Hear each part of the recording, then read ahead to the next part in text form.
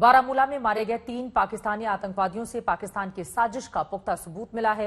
एक दिन पहले अवंतीपोरा में सुरक्षा बलों ने मुठभेड़ में लश्कर के आतंकवादियों को मार गिराया था।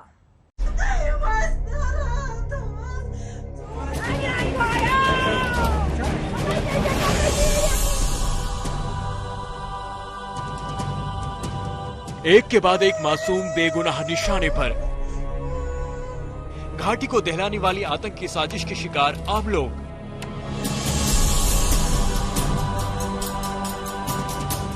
किसी की सरेआम तो किसी की घर और दुकान में घुसकर हत्या।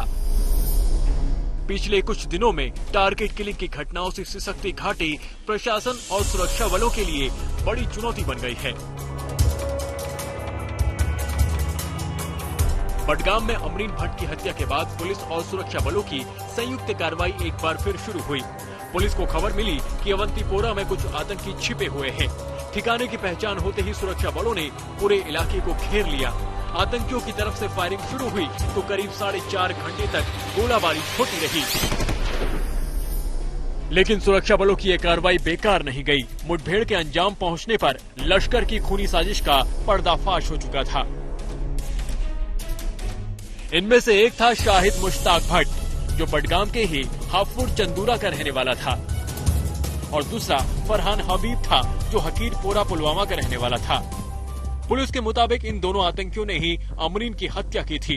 इनके कब्जे से पुलिस को AK-56 राइफल, 4 मैगजीन, 1 पिस्टल और बड़ी मात्रा में गोला बारूद मिले थे। बेटी को खोने के गम में डूबे परिवार की खुशियां अब वापस नहीं आ सकती, लेकिन उन्हें इस बात का संतोष जरूर है कि हत्या के गुनहगारों का खात्मा कर दिया गया। मेरी बहन को बेगाना मार दिया उन्होंने, परिंदों की काम, इंसानियत के बाहर है। मेरी मासूम बहन को क्या खबर। अमरीन भट्ट की हत्या को लेकर घाटी में सियासत भी खूब हो रही है। PDP अध्यक्ष महबूबा मुफ्ती बडगाम में पीड़ित परिवार से मिलने पहुंचे। उमर अब्दुल्ला ने एक के बाद एक हो रही हत्याओं पर सवाल उठाया, जिस पर बीजेपी ने कड़ी प्रतिक्रिया जताई है।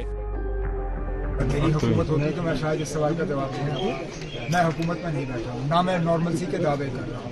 ये सवाल आपको उन लोगों से करना चाहिए जिन्होंने यहाँ जम्मू कश्मीर की हालत यहाँ तक पहुँचाई और जो दावे करते हैं कि सारा सिचुएशन जो है नॉर्मल है। हम तो बहुत पहले से कहते आ रहे हैं ना कि सिचुएशन नॉर्मल है, और ऐसे ऐसे इलाके जिनको हमने लगभग मिलिटेंसी से क्लियर कर दिया था, उन इलाकों में आज दोबारा से मिलिटेंसी। लेकिन हम क्या ये सही है कि श्रीनगर के आसपास के इलाके ये लगभग सारे मिलिटेंसी से क्लियर थे। श्रीनगर तो था ही था, गांदरबल डिस्ट्रिक्ट, लगभग पूरा बडगाम डिस्ट्रिक्ट, इनमें मिलिटेंसी के हादसे होते नहीं थे। आज मतलब लगातार एक के बाद एक यहाँ पे ऐसी बात है कि नॉर्मलसी के क्लेम्स और ग्राउंड रियलिटी दोनों में जमीन आसमान का फर्क है। मैं उमर अब्दुल्ला साहब से पूछूंगा कि उनका कहना है कि यहाँ पर मिलिटेंसी नहीं थी, वो कौन से वक्त की बात कर रहे हैं? अपने वक्त की बात करें, 2014 से पहले की बात कर रहे या उसके बाद की बात कर रहे? नॉर्मलसी वहां है, पूरी हो गई है कश्मीर में, ये कोई भी क्लेम नहीं कर रहा, क्योंकि हम प्रॉक्सी वार में जो वो कह रहे हैं कि यहां मिलिटेंसी नहीं थी या नॉर्मलसी जो थी, वो आप याद करिए, यहां जो पत्थरबाजी होती थी, प्रोटेस्ट होते थे, और उनके वक्त भी 100 से ज्यादा लोग जो थे वो प्रोटेस्टर्स और उसके ऊपर गोली चली थी, वो मारे गए थे।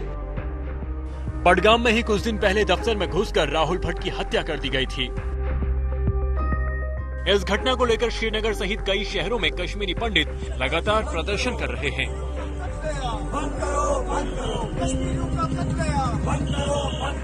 श्रीनगर से अशरफ वानी के साथ आज तक ब्यूरो।